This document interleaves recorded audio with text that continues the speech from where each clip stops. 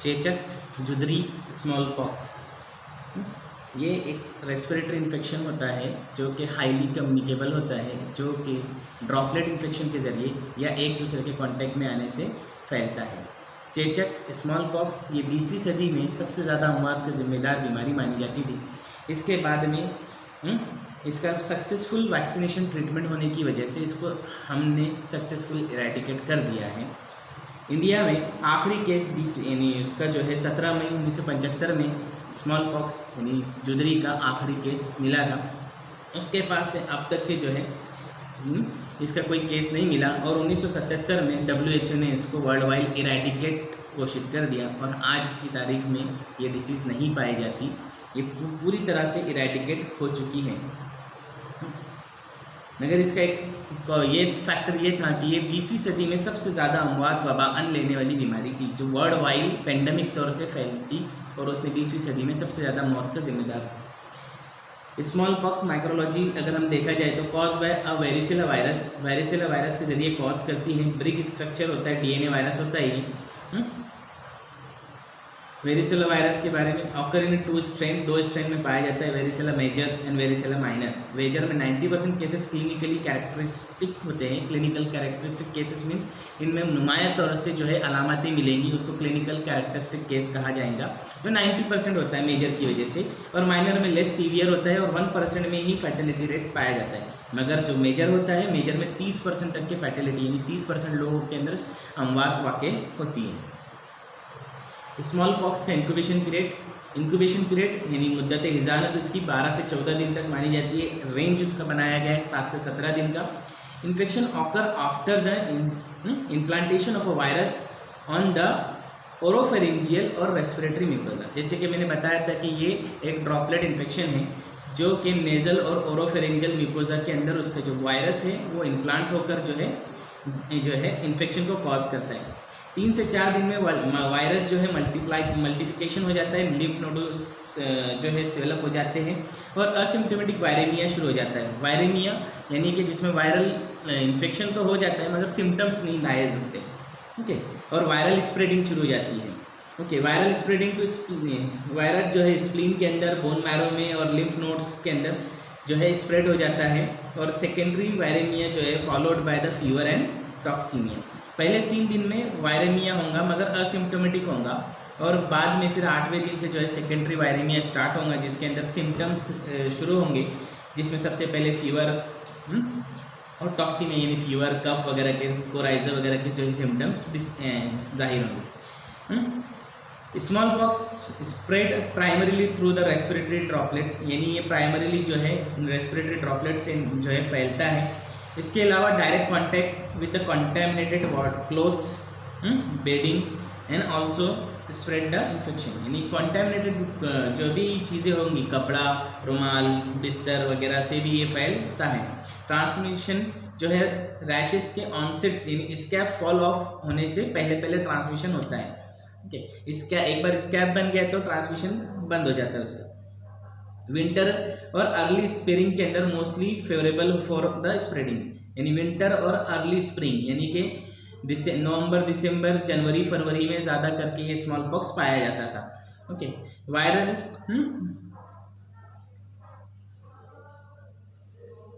Small pox के clinical symptoms क्या रहेंगे तो after incubation period onset of high fever से इसका जो क्लिनिकल सिम्टम्स शुरू होते हैं। फिर माइलेज, थोड़ा सा ठंडी बजेंगी, हेडेक, बैकेक, सिंपल जितने भी रेस्पिरेटरी ट्रैक के जो सिम्टम्स थोड़े आते हैं। फिर 1 से 2 दिन सिम्टम्स अपीयर शुरू होने से 1 से 2 दिन के बाद में बॉडी पे रैशेस आना शुरू होते हैं। First appear on the tongue, mouth, pharynx, spread on the face और finally appear on the trunk and legs यानी कि कैरेक्टरिस्टिक होती है इसके रैशेस में। इसके रैशेस हमेशा फेस यानी चेहरे से शुरू होते हैं, ज़बान पर आएंगे, बक्कल म्यूकोसा पे आएंगे। ओके, पाम्स और लेग्स के जो हिस्सा होता है वो छोड़ के तकरीबन हर जगह इसके रैशेस पाए जाएंगे, पूरी बॉडी पे स्प्रेड होंगे। ओके, फेस से शुरू होंगे और फिर ट्रंक की तरफ यानी सेंटर की तरफ जाएंगे और लेग्स पर आएंगे। Rashes become vascular then the pustule. Rashes जो है एक स्टेप से जो कोई भी रैशेस की एक स्टेप होती है मैक्यूल्स, पैप्यूल्स, पस्ट्यूल्स एंड खरंड। ये रैशेस पूरे जो है एक क्लासिकल वेज में बढ़ेंगे, पहले वे साइकिल्स रहेंगे, फिर पस्ट्यूल्स में कन्वर्ट होंगे। Most infection from rash onset of first 7 to 10 days।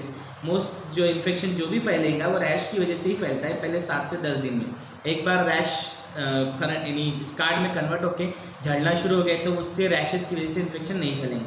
Death from smallpox occur in a second week of the illness, यानी जो भी स्मॉल पॉक्स से मरीज की मौत होती है वो दूसरे हफ्ते में ही होंगी, पहले हफ्ते में सिम्टम्स का जोर रहेगा। स्मॉल पॉक्स रैशेस मोकोपैपुलर जो वैस्कुलर एंड देन पस्ट्यूल्स बनेंगे। ये रैशेस का जो है वो है किस तरह से रैशेस पहले अपीयर होंगे, मोकोपैपुलर अपीयर होंगे, फिर वैस्कुलर में कन्वर्ट होकर पस्ट्यूल में कन्वर्ट होंगे। Small pox rashes has centrifugal, centrifugal यानी सेंटर की तरफ जाने वाले, दूर यानी सेंटर से दूर से शुरू होंगे और सेंटर की तरफ जाएंगे, डिस्ट्रीब्यूशन होगा उसका। Mostly dense in the face then the extremities, पहले डेंस कहाँ पे बनेंगे, चेहरे पे, और फिर एक्सट्रीमिटी हाथ और पैरों पे आएंगे।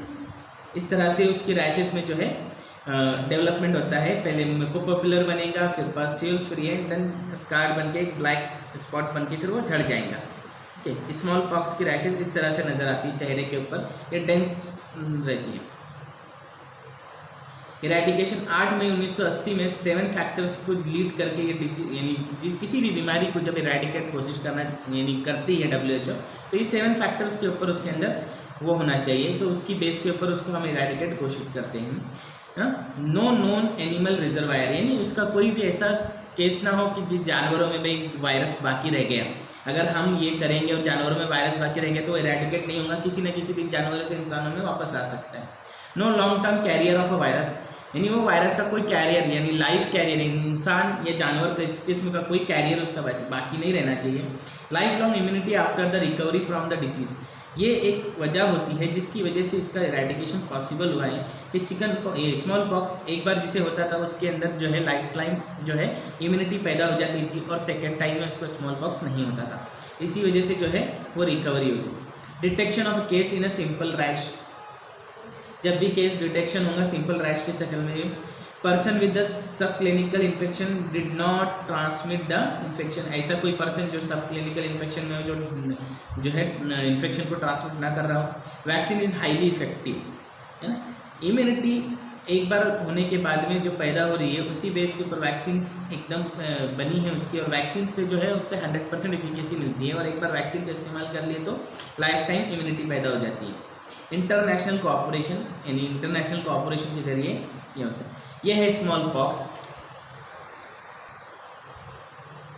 स्मॉल पॉक्स के बाद में एक और बीमारी आती है चिकन पॉक्स करके, वेरिसेला जिसे कहा जाता है चिकन पॉक्स। स्मॉल पॉक्स और चिकन पॉक्स, इन यूनानी चिकन पॉक्स को जो है हुमेका कहा जाता है, हुमेका मोर्टिसेलिया या छोटी चेचक, यानी छोटी चेचक, यानी चेचक जो होता है, यानी स्मॉल पॉक्स चेचक, छोटी चेचक, यानी चेचक की ही एक किस्म, छोटी किस्म, जिसे चिकन पॉक्स वेरिसेला कहा जाता है। इंट्रोडक्शन, चिकन पॉक्स जो है और varicella is an acute highly infectious disease caused by varicella zoster virus. Highly infectious disease caused by varicella zoster virus. Highly infectious disease ऐसी डिसीजेस जो वबान फैलती है, हाईली इन्फेक्शियस कहलाती है। It is characterize by vesicular rashes, rashes से characterize होती है, इसमें भी रैशेस आती हैं that accompanied by the fever and the malaise, यानी रैशेस आते हैं जो किसके साथ में आते हैं, फीवर एंड माइलेज के साथ में आते हैं। पेनफुल वेसिकुलर पस्टुलर और इरप्शन होता है, पेनफुल होती है इसकी rashes. Agent factor, positive agent जो है varicella zoster also called by human herpes virus 3। Host factor, as under 10 year it can be severe in the adult, adult में severe होता है, ज़्यादा करके 10 साल से छोटे बच्चों में पाया जाता है। ओके, इम्यूनिटी 1 अटैक, यानी एक बार किसी को चिकन पॉक्स हो गया है तो इट्स इम्यूनिटी जो है सेकेंडरी अटैक इसमें रेयरली होता है, यानी कि बहुत ज़्यादा इम्यूनिटी सप्रेस अगर कोई हो गया तो सेकेंडरी अटैक होगा, अदरवाइज ये बीमारी एक बार जिसको हो जाती है उसको लाइफ में कभी दूसरी मरतबा होती नहीं है। Pregnancy, it is risk of foetus and neonatal death, यानी प्रेगनेंसी में भी अगर ये बीमारी होती है तो फिटस और न्यूनेट में भी इसके जो है रिस्क पाए जाते हैं। इन्वायरमेंटल, मोस्टली जो है ड्यूरिंग द फर्स्ट 6 मंथ, यानी कि ये बीमारी जो है साल के पहले 6 महीनों में मोस्टली पाई जाती है, जनवरी से मई के महीने में ज़्यादा पाई जाती है। Over crowding factor is a transmission, obviously highly infectious disease है तो रेस्पिरेटरी ड्रॉपलेट्स हो गया या रैशेस के निकलने वाली रुतुबतों के जरिए एक से दूसरे में फैलती है, इसीलिए ओवर क्राउडिंग फैक्टर जो है इसमें नुमाया कैरेक्टर अदा करता है। Person to person by the droplet infection, यानी ये बीमारी ट्रांसमिट कैसे होंगी एक इंसान से दूसरे इंसान में, person to person droplet infection. Droplet means respiratory secretion, जो हम छींकते हैं बोलते हैं जो ये चीज़ें निकलती है। Most patient are infect by the face to face personal contact, हाँ, या फिर face to face personal contact by format. Format बोले तो जो रोज़मर्रा की चीज़ें हम इस्तेमाल करते हैं उसे फॉर्मेट कहा जाता है। Okay, portal of entry of a virus is the respiratory tract infection, यानी कि ये वायरस जो है रेस्पिरेटरी ट्रैक इन्फेक्शन के जरिए जो है जिस्म में दाखिल होता है। इंक्यूबेशन पीरियड यूजुअली 10 से 16 दिन का इंक्यूबेशन पीरियड है इसका। वर्ल्ड वाइडली जो है ना थोड़ा सा वाइड में 10 से 21 दिन हैव बीन रिपोर्टेड, 10 से 21 दिन तक के रिपोर्ट किया गया है उसको। क्लिनिकल फीचर, इसमें 2 स्टेजेस होते हैं, pre eruptive and eruptive. Pre eruptive stage के अंदर sudden onset of mild and moderate fever होगा, यानी कि रैशेस आने के पहले की का दर्जा, रैशेस आने से पहले जो सिम्टम्स जाहिर होंगे किसी भी पेशेंट के अंदर, उसमें क्या होगा कि माइल्ड से मॉडरेट, यानी थोड़ा हल्का बुखार या ज़्यादा तेज़ बुखार आएगा, हाँ, पेन इन बैक, माइलेज यानी ठंडी बज के बुखार आना, सर्दी जुकाम के थोड़े से सिम्टम्स नज़र आएंगे, क्या रहेंगे। ओके, एडल्ट सिम्टम मोर सीवियर, एडल्ट में जो है सिम्टम्स जो है मोर सीवियर रहेंगे before the rash development, rash development के बाद। इसकी रैशेस जो है सेंट्रीपिटल होती हैं, जिस तरह से स्मॉल पॉक्स के अंदर रैशेस चेहरे से शुरू होती हैं और पेट की तरफ जाती है, ट्रंक की तरफ जाती है, सेंटर की तरफ, मगर इसके अंदर सेंटर से शुरू यानी पेट और बैक से शुरू होती हैं और फिर चेहरे और हाथों की तरफ जाती हैं। Okay, eruptive stage, rashes is the first sign, rashes आने के बाद डिस्ट्रीब्यूशन होगा रैशेस का, सिमेट्रिकल डिस्ट्रीब्यूशन होगा रैशेस का। फर्स्ट ऑन द ट्रंक, जैसे मैंने बताया, पहले पेट पर आएंगी, फिर फेस पर आएंगे, फिर आर्म्स एंड लेग्स पे आएंगे और फिर मस्कुलर सरफेस पे आएंगे।